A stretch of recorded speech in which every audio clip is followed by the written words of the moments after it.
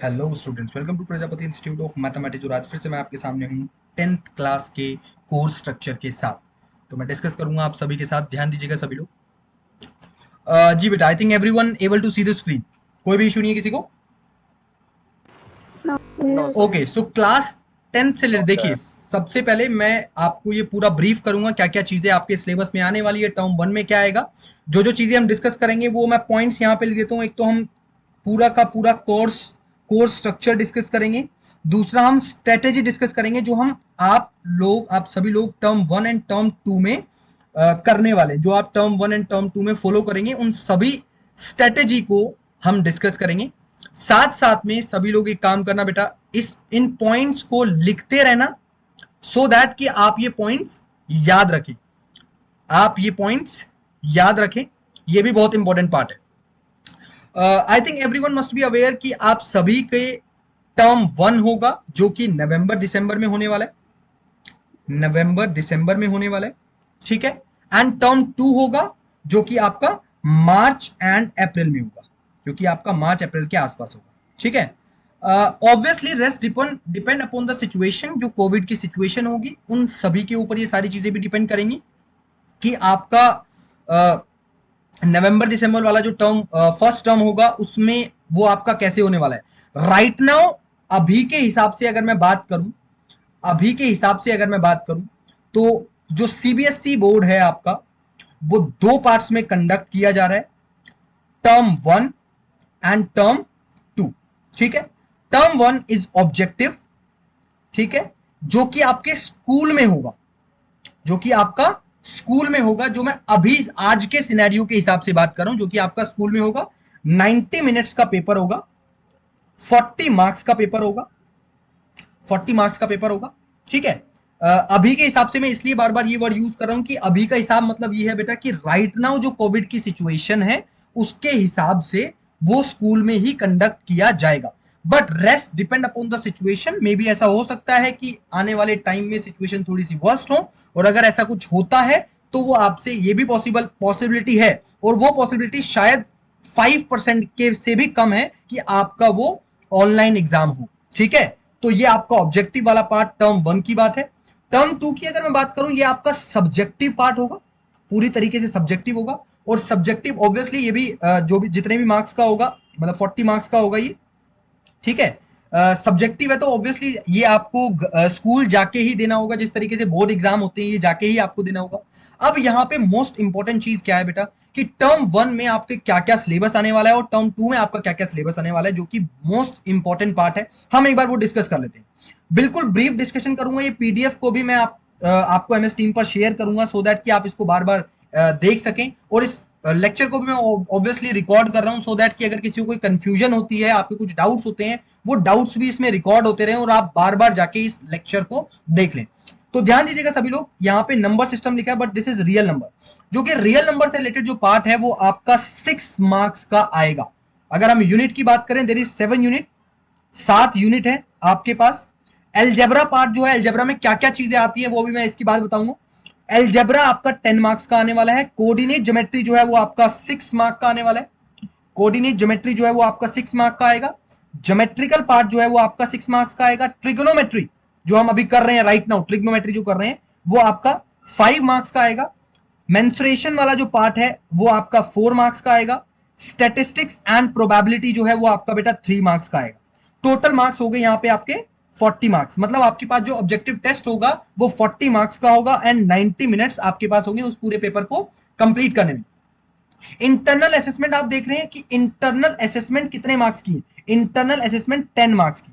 आप सभी लोग अवेयर हैं, जितने लोगों ने अब तक का सिनेरियो देखा है जो सीबीएसई बोर्ड कहता है, अब तक का जो सिनेरियो है सीबीएसई बोर्ड के थ्रू, वो क्या है कि आपके पास 80 मार्क्स का पेपर आता था और 20 मार्क्स आपके इंटरनल्स के होते थे। 20 मार्क्स क्या होते थे, आपके इंटरनल से रिलेटेड होते थे। 80 मार्क्स का आपका पेपर होगा एंड 20 मार्क्स आपके इंटरनल से रिलेटेड होते थे। यहां पे क्या है, 40 मार्क्स के दो पेपर में डिवाइड कर दिया, 40 मार्क्स का ये, 40 मार्क्स का ये। यहाँ पे 10 मार्क्स की इंटरनल्स और यहाँ पे 10 मार्क्स की इंटरनल्स, तो अल्टीमेटली इंटरनल्स 20 मार्क्स की हैं और पेपर 80 मार्क्स का ही है, बट उसको दो पार्ट्स में डिवाइड कर दिया गया। अब वो दो पार्ट्स में डिवाइड करना आपके लिए बहुत ज्यादा बेनिफिट है। मैं बताता हूं कैसे कैसे वो बेनिफिट है, ये अभी बताऊंगा। तो पहले सबसे पहले देख लो आप सभी लोग कि ये आपकी कोर्स स्ट्रक्चर है। काफी सारे स्टूडेंट्स ये जरूर पूछते हैं कि सर इंटरनल किस बेसिस पे होगी। हमें नहीं पता कि किस बेसिस पे आपकी इंटरनल होगी। मतलब आपको नहीं पता कि किस बेसिस पे आपकी इंटरनल होगी, तो मैं बता देता हूं कि किस कुछ पैरामीटर सीबीएसई ने बताए हैं जिसके बेसिस पे आपकी इंटरनल्स होगी। पहला पैरामीटर है पीरियोडिक टेस्ट। जो राइट नाउ आपके टेस्ट हो रहे हैं, कुछ स्टूडेंट्स के 40 में से कुछ मार्क्स आ रहे हैं, दैट पीटीज। तो वो कुछ स्कूल्स में प्रोग्रेसिव टेस्ट भी नाम दिया जाता है, कुछ स्कूल में यूनिट टेस्ट भी नाम दिया जाता है। ठीक है, तो वो पीरियोडिक टेस्ट के बेसिस पे। ठीक है, कुछ multiple assessment. Now some students are confuse कि मल्टीपल असेसमेंट्स क्या होता है सर। मैं आप सभी को बताता हूं, काफी बार ऐसा रहा होगा कि जैसे मान लीजिए किसी क्लास में, कोई मैथ्स में स्पेशली, आपका टीचर ने, स्कूल टीचर ने आपको कंप्लीट कराया कोई चैप्टर। मान लीजिए कोई एक चैप्टर कंप्लीट हो गया। कंप्लीट होने के बाद आपको एक असाइनमेंट दिया गया, आपको एक असाइनमेंट दिया गया कि इसको कंप्लीट कर लो। या तो वो गूगल फॉर्म में दे दिया गया, या आपको वो व्हाट्सएप कर दिया, किसी भी तरीके से। डिफरेंट स्कूल्स हैं, डिफरेंट स्कूल के अकॉर्डिंग आपको किसी भी तरीके से वो मल्टीपल असेसमेंट दे दिया। अब आपने उसको सबमिट किया है या नहीं किया, उसके बेसिस पे आपकी असेसमेंट होगी। Portfolio, now some students are confuse कि sir what do you understand by portfolio. Portfolio का ये मतलब होगा आपकी नोटबुक्स। मान लीजिए आपको स्कूल टीचर ने बोला गया है कि आपने ये एनसीईआरटी वाला काम कंप्लीट करके सेंड करना है। ऐसा सबके स्कूल में हुआ होगा, यस और नो। सबके स्कूल में ऐसा हुआ होगा कि आपको ये कंप्लीट करके किसी पर्टिकुलर पर्टिकुलर जगह जगह पे अपलोड करना है, या फिर व्हाट्सएप करना है, या फिर कुछ भी करना है। ठीक है, तो अगर ऐसा है तो वो है आपका पोर्टफोलियो, कि आप किस तरीके से नोटबुक को मेंटेन करते हैं। जो फोर्थ चीज है वो है student enrichment activity and practical work. मान लीजिए आपके कभी कभी क्लास में कुछ एक्टिविटी क्रिएट की गई होगी आपकी स्कूल की तरफ से, लाइक हमने भी एक दो बार किया है। जैसे मैंने आपको कई बार बोला कि आप एक बहुत अच्छा इंटरेस्टिंग फैक्ट ढूंढें। ठीक है, तो इस तरह की कोई भी एक्टिविटी अगर आपके स्कूल में कराई गई है आपको, या नहीं भी कराई गई, तो वो करवाएंगे आप डेफिनेटली। अब आने वाले टाइम में मान लीजिए कुछ स्टूडेंट है कि सर हमारे यहाँ तो अभी तक मल्टीपल असेसमेंट कराया नहीं गया, हमें तो कोई असाइनमेंट दिया ही नहीं, हमें तो बस कराया गया। अब आपको वो असाइनमेंट देंगे और उसके बेसिस पे वो आपको मार्किंग उन्हें करनी पड़ेगी। ठीक है, काफी सारे स्टूडेंट कहेंगे कि सर हमारे स्कूल में तो कोई एक्टिविटी हुई नहीं आज तक, कोई प्रैक्टिकल प्रोडक्ट वर्क हुआ ही नहीं। बट अब उनको ऐसा करना पड़ेगा ताकि हर स्टूडेंट को कोई ना कोई एक प्रैक्टिकल वर्क दिया जाए, सो दैट जिसके बेसिस पर वो सीबीएसई को ये शो करें कि हाँ, हमारे स्कूल ने ये पर्टिकुलर प्रैक्टिकल वर्क किया है, और उस बेसिस पे हम इस स्टूडेंट को 10 में से मार्किंग दे रहे हैं। I hope it's clear to everyone. सबको ये बात समझ आई है? यस चलिए आगे आगे देखते हैं। बिल्कुल बिल्कुल एकदम ब्रीफ में थोड़ा सा देखते हैं।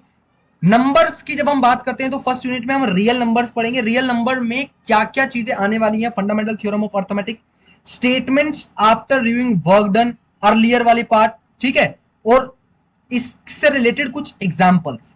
ठीक है, decimal representation, rational numbers, terminating, non terminating और नॉन और रिकरिंग डेसिमल एक्सपेंशन। ठीक है, तो इस तरह की चीजें आएंगी। ज्यादा डिटेल में हम अभी नहीं करते हैं, बस मैं आपको बता रहा हूं कि पोलिनोमियल, जो हम अलजेब्रा की बात कर रहे थे, अलजेब्रा के अंदर क्या क्या पार्ट आता है। पोलिनोमियल आएगा इस बार, pair of linear equation in two variable आएगा। अब pair of linear equation in two variable से रिलेटेड कई बार क्वेश्चन स्टूडेंट ये सोचते हैं कि सर इससे रिलेटेड ये वाली प्रॉब्लम आ सकती है, या फिर ये वाली चीजें आ सकती हैं। आप सभी लोग देखें, जो डिफिकल्ट प्रॉब्लम्स हैं, जैसे सिस्टम से रिलेटेड, पाइप से रिलेटेड प्रॉब्लम्स, जो वो डिफिकल्ट प्रॉब्लम्स होती हैं, वो आपकी नहीं आएंगी। आपको सीधा कहा गया है simple problem on equation reducing to linear equation. एक तो सिंपल प्रॉब्लम्स आएंगी, ठीक है, एंड दूसरा सब्स्टिट्यूशन मेथड, एलिमिनेशन मेथड, और आप देख सकते हैं चौथा मेथड जो था, third method, cross multiplication method, यहां पे नहीं लिखा गया, तो दैट मींस वो आपका सीबीएसई में नहीं आएगा। बट ऐसा नहीं है, ऐसा बिल्कुल नहीं है। मैं ये सारी चीजें आपको सीबीएसई के लिए इंपॉर्टेंट पार्ट है इसलिए बता रहा हूं। हम लोग सारी चीजें करते हैं, हम लोग सारी चीजें करेंगे। कॉम्पिटिटिव में हमें सभी चीजों की जरूरत होती है, तो इसलिए हम तो सारी चीजें करने वाले हैं। बट आपका ये एम भी तो क्लियर होना चाहिए ना कि आपके एग्जाम में क्या क्या चीजें आ सकती है। I hope it's clear. Clear है? सात्विक क्लियर है? ओके। कोऑर्डिनेट ज्योमेट्री की अगर मैं बात करूं तो कोऑर्डिनेट ज्योमेट्री आएगा। ज्योमेट्री की अगर मैं बात करूं, ज्योमेट्री में ट्रायंगल्स आने वाला है। ठीक है, and some students are confuse कि सर कहीं कहीं पे लिखा है, जैसे मैं पीडीएफ आपको शेयर करूंगा, आप लोग पढ़ेंगे भी इस पीडीएफ को, कि ट्रायंगल्स के अंदर आपने ना काफी सारी थ्योरम्स करी। अब उन थ्योरम्स में कहीं पे लिखा है प्रूफ और कहीं पे लिखा है motivate. Now don't be confuse with proof and motivate. Motivate और प्रूफ का क्या मतलब है मैं बताया था। मान लीजिए यहां पे लिखा है कि if a line divides two sides of a triangle in the same ratio then line is parallel to the third side. अब बेटा यहां पे लिखा है मोटिवेट, मतलब इस थ्योरम, ये एक थ्योरम है, ठीक है, ये थ्योरम है ना, कौन सी थ्योरम है, कन्वर्स ऑफ बीपीटी, ठीक है। तो कन्वर्स ऑफ बीपीटी थ्योरम का प्रूफ नहीं आएगा, बट उससे रिलेटेड क्वेश्चन आ सकता है। तो मोटिवेट का मतलब ये होता है कि इससे रिलेटेड क्वेश्चन आपसे पूछा जा सकता है। और जहां पे लिखा है प्रूफ, इसका मतलब ये है कि उसका प्रूफ भी आपसे पूछा जा सकता है। I hope it's clear to everyone, it is clear. Yes sir. Introduction to trigonometry मतलब ट्रिग्नोमेट्री पहले, हाँ जी बेटा, है जहाँ प्रूफ लिखा है उसका प्रूफ और क्वेश्चन दोनों दोनों आ सकते हैं। दोनों। और जहां पे लिखा है मोटिवेट वहां पे सिर्फ क्वेश्चन पूछा जाएगा, प्रूफ आपसे नहीं पूछा जाएगा। इसका मतलब पढ़नी आपको सारी थ्योरम्स ही पड़ेंगी, ऐसा नहीं है कि कोई थ्योरम मिस करनी है आपको, पढ़नी आपको सारी थ्योरम्स ही पड़ेंगी, बट कुछ से रिलेटेड क्वेश्चन आएंगे और कुछ से रिलेटेड आपके प्रूफ आ सकते हैं। I hope it's clear. Trigonometry की अगर मैं बात करूं तो ट्रिग्नोमेट्री में इंट्रोडक्शन टू ट्रिग्नोमेट्री, ट्रिग्नोमेट्री दो पार्ट में डिवाइडेड है, एप्लीकेशन ऑफ ट्रिग्नोमेट्री और इंट्रोडक्शन टू ट्रिग्नोमेट्री। तो एप्लीकेशन वाला पार्ट यहां पे नहीं आ रहा है, सिर्फ आ रहा है आपका इंट्रोडक्शन टू ट्रिग्नोमेट्री। जैसे जैसे हम उस चैप्टर पे जाएंगे, जैसे हम अभी कर रहे हैं इंट्रोडक्शन टू ट्रिग्नोमेट्री, तो मैं आपको जो डिटेल में क्वेश्चन नहीं आने वाले हैं तो वो मैं साथ में बताता रहूंगा। आप जितने भी हम चैप्टर्स करेंगे उन चैप्टर्स में क्वेश्चन तो हम क्योंकि सारे करेंगे, हमें क्यों कॉम्पिटिटिव पार्ट प्रिपेयर करना है, साथ साथ में आपको मैं ये बताता रहूंगा कि ये वाला सीबीएसई पार्ट इस बार नहीं है, तो ये सभी लोग नोट करते रहेंगे, ठीक है। मेंसुरेशन की अगर मैं बात करूं तो इसमें बेटा एरिया रिलेटेड टू सर्कल आने वाला है, ठीक है, सरफेस एरिया एंड वॉल्यूम नहीं है, ठीक है। एंड अगर मैं बात करूं स्टैटिस्टिक्स एंड प्रोबेबिलिटी की, तो प्रोबेबिलिटी के अंदर चीजें आएंगी और ये आपका ओवर हो जाएगा, ठीक है। Now when we discuss about second term, तो सेकंड टर्म में जो एल्जेब्रा का कंटिन्यूटी पार्ट बचा था, जैसे क्वाड्रेटिक इक्वेशन, अर्थमेटिक प्रोग्रेशन, तो वो आएगा 10 मार्क्स का। एंड ज्योमेट्री का जो कंटिन्यूटी पार्ट बचा था, ज्योमेट्री में क्या बचा था, सर्कल बचा था, कंस्ट्रक्शन बचा था, तो ये दोनों चीजें आएंगी बेटा 9 मार्क्स की, ठीक है। अब काफी सारे स्टूडेंट के दिमाग में क्वेश्चन आएगा कि सर कंस्ट्रक्शन से रिलेटेड अगर आपसे पूछा जाए कंस्ट्रक्शन का कैसे क्वेश्चन आ सकता है, वैसे तो कंस्ट्रक्शन वाला पार्ट आपका ऑब्जेक्टिव टेस्ट में नहीं है, सब्जेक्टिव में, तो दैट मींस कंस्ट्रक्शन के सवाल आपसे पूछे जा सकते हैं। यस तुशिका, बोलो बेटा। सर जो हमारा ट्रायंगल चैप्टर है उसका प्रूफ फर्स्ट टर्म में आ रहा है, तो फिर सर हम उसे प्रूफ कैसे करेंगे, एमसीक्यूज टाइप में आएगा वो तो। बेटा अब उससे रिलेटेड क्वेश्चन तो आ सकते हैं ना आपके पास, या फिर मान लीजिए कई बार ऐसा दे दिया गया कि आपको प्रूफ ही लिख के दे दिया, अब आपको टिक और करेक्ट करने हैं कि कौन सा प्रूफ सही है और कौन सा गलत है, तो वो भी आप कर सकते हैं, वो ऐसा भी आपको दिया जा सकता है। I hope you are agree with this part. पूछ सकते हैं प्रूफ किसका है। हाँ ये बोल सकते हैं ये प्रूफ किसका है। तो ये वाला डिस्कशन अभी हम नहीं कर रहे हैं कि किस टाइप का क्वेश्चन आ सकता है, वो टाइप का क्वेश्चन मैं आपके साथ काफी सारे मल्टीपल चॉइस क्वेश्चन जब कराऊंगा ना तो हम उसका डिस्कशन करेंगे, ठीक है। दूसरा हम बात करते हैं ट्रिग्नोमेट्री, तो ट्रिग्नोमेट्री के अंदर some base application of trigonometry, introduction हमने कर लिया, तो अब ये बचेगा क्या, हाइट एंड डिस्टेंस, तो ये हम ऑब्वियसली कर लेंगे। ये कितने मार्क्स का आ रहा है, हाइट एंड डिस्टेंस ये वाला आएगा 7 मार्क्स का। अगर हम बात करते हैं मेंसुरेशन वाले पार्ट की, तो इसमें surface area and volume, surface area and volume, ठीक है, ये आएगा आपका बेटा 6 मार्क्स का, ठीक है। And statistics and probability, statistics and probability में प्रोबेबिलिटी तो पिछली बार आ गया, फर्स्ट टर्म में आ गया, स्टैटिस्टिक्स यहां बचा, तो स्टैटिस्टिक्स आ जाएगा आपका 8 मार्क्स का। टोटल मार्क्स 40, 10 मार्क्स का इंटरनल एंड 50 मार्क्स का आपका ये भी पेपर हो गया। So that means what, 10 marks same वही, periodic test, multiple assessment, portfolio and student enrichment activity and practical work, 10 mark का आपका यहां पे आएगा। मुझे लगता है it is very important for you कि आप सभी लोग इस तरीके से प्रिपेयर करें। दूसरी चीज जो most of the student PTM में थे, मैंने आप सभी के साथ एक चीज डिस्कस की थी, मैं यहां पे भी एक बार कर लेता हूं। मान लीजिए एक फुटबॉल गेम है, एक फुटबॉल गेम है, 90 मिनट्स की गेम होती है, 90 मिनट्स की गेम होती है football game. Agree with this, सभी लोगों को मालूम है, जिनको मालूम है कि 90 मिनट्स की गेम होती है, वेरी गुड। नहीं मालूम जिनको मैं बता देता हूं, 90 मिनट्स की गेम होती है फुटबॉल गेम, जो किस तरीके से खेली जाती है, 45 मिनट्स, 15 और 45। इसका मतलब ये होता है कि पहला half, first half is for 45 minutes, फिर 15 minutes break, and then this is second half. हमारे पास क्या होता है बेटा, मान लीजिए कोई ए टीम है और ये बी टीम है। ए टीम अगर फर्स्ट हाफ में 8 गोल्स लगा देती है, ठीक है, और बी टीम फर्स्ट हाफ में सिर्फ 2 गोल लगा पाती है, तो इसका मतलब क्या है, किस टीम के ज्यादा जीतने के चांसेस होंगे सेकंड टर्म में। अगर हम बात करें सेकंड हाफ में किस टीम के जीतने के ज्यादा चांसेस होंगे, ऑब्वियसली टीम ए के, सर इसके जिसके ज्यादा गोल होंगे, टीम है। यस और नो। तो इसका मतलब सेम सिचुएशन आप अपने लिए ध्यान में रखिए कि अगर आप फर्स्ट टर्म में बहुत अच्छा कर पाते हैं, और ऑब्वियसली ये भी बात क्लियर होगी आपको कि जो लोग फर्स्ट हाफ में अच्छा कर लेते हैं, सेकेंड हाफ में क्या होगा उनके साथ, वो प्रेशराइज भी होंगे, थक भी गए होंगे, तो अल्टीमेटली बी जो टीम है वो नहीं कर पाएगी। तो फर्स्ट टर्म में आप बिल्कुल फ्रेश माइंड से हैं, अगर आपने 50 आउट ऑफ 50 सिक्योर कर लिया, तो सेकेंड हाफ में आप क्या होंगे, सेकेंड टर्म में आप क्या होने वाले हैं बेटा, आप बिल्कुल रिलैक्स रहेंगे, और डेफिनेटली यहां पे भी आपका 50 स्कोर आएगा ही आएगा। वाई, क्योंकि आपका जो प्रेशर था फर्स्ट टर्म वाला, वहां पे आपका रिलीज हो गया और बिल्कुल रिलैक्सेशन में आपने सेकंड टर्म एग्जाम दिया। अब मान लीजिए कुछ स्टूडेंट है जिनका फर्स्ट टर्म में 20 मार्क्स आया, तो अल्टीमेटली सेकंड टर्म पे वो इंपैक्ट करेगा आपको। I hope it's clear to everyone, सब लोग ये बात समझ रहे हैं। Yes sir. तो मुझे लगता है कि इस पार्ट को थोड़ा सा इस तरीके से प्रोसीड करें कि आपने फर्स्ट टर्म में बहुत अच्छा परफॉर्म कर दिया, ताकि जितने भी आपके स्कूल के अपने आपके क्लासमेट्स, जितने भी आपके कॉम्पिटिटर्स हैं, आपने उनको फर्स्ट हाफ में पीछे छोड़ दिया, और सेकेंड हाफ में आप डेफिनेटली अच्छा करेंगे ही करेंगे। दूसरी चीज, अगर मैं बुक्स की आपको बात करूं, ऑब्वियसली पहली बुक तो आपकी एनसीईआरटी टेक्स्ट बुक जो आपकी होती है वो है ही।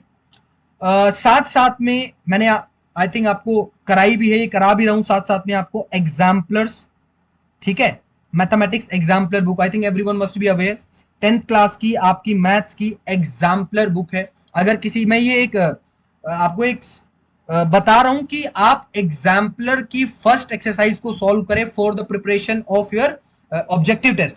हर चैप्टर की पहली एक्सरसाइज में ऑब्जेक्टिव क्वेश्चन होते हैं, उनको हमने रिवीजन में कंप्लीट भी किया था, बट साथ साथ में अगर किसी स्टूडेंट के पास नहीं है तो पीडीएफ इसकी ऑलरेडी है नेट पे अवेलेबल, तो पीडीएफ को डाउनलोड करके अपने पास रख ले। और रखने का मतलब ये नहीं है कि सिर्फ हमारे पास पड़ी हुई है, नहीं, रखने का क्या मतलब है कि उसको डेली पढ़ना भी है। अब किसी को इस पार्ट से रिलेटेड कोई भी डाउट है वो पूछ सकता है, अदरवाइज हम आगे प्रोसीड करते हैं। किसी को कोई डाउट है? हमारा फर्स्ट सेक्शन है नंबर सिस्टम वाला, उसमें वेरी फर्स्ट लाइन क्या कह रही है, आप उसका एक बार मीनिंग एक्सप्लेन कर देंगे? फर्स्ट वाले पार्ट, देखो, fundamental theorem of arithmetics, statements after reviewing the work done earlier and after illustrating the motivate through example। Fundamental theorem of arithmetics से रिलेटेड जितने भी एग्जाम्पल्स हैं, जितना भी जो भी उसके एप्लीकेशन पार्ट है, उससे रिलेटेड क्वेश्चन आपके आएंगे, ठीक है। Statement after reviewing work done earlier का क्या मीनिंग हुआ? बेटा कई बार आप, जैसे ही हमने इसकी स्टेटमेंट पढ़ी थी, ठीक है, उससे पहले भी कुछ हमने फंडामेंटल थ्योरम से रिलेटेड कुछ क्वेश्चंस किए थे। जब तक हमने उस स्टेटमेंट को, एक्चुअली मतलब क्या है फंडामेंटल थ्योरम का मतलब क्या है वहां पे, कि किसी भी कंपोजिट नंबर को प्रोडक्ट ऑफ प्राइम लिखा जा सकता है, इसका मतलब वो एलसीएम लेना बता रहा है, एचसीएफ लेना बता रहा है। तो दैट मीन्स व्हाट, कि फंडामेंटल थ्योरम से रिलेटेड पहले भी जो क्वेश्चन हमने किए हैं वो भी आएंगे, और जो बाद में उसके बाद किए हैं वो भी आएंगे, ठीक है। I hope it's clear. बाकी अगर फिर भी कोई कंफ्यूजन है, सुन लो, बाकी अगर फिर भी कोई कंफ्यूजन बच जाती है तो मैं उस स्पेसिफिक टाइप के क्वेश्चंस आपको बताऊंगा कि बेटा ये वो क्वेश्चंस हैं जो आपको करना ही करना। क्लियर? यस। एक सेकेंड रुको, एक सेकेंड। आई होप यहां तक सभी को समझ आ गया है, कोई डाउट नहीं है किसी को? Yes sir. Thank you students. So I hope ये वीडियो आपको पसंद है। इस वीडियो को लाइक करें, कमेंट करें और मेरे चैनल को जल्दी से सब्सक्राइब करें। Thank you excuse me students. जी बेटा।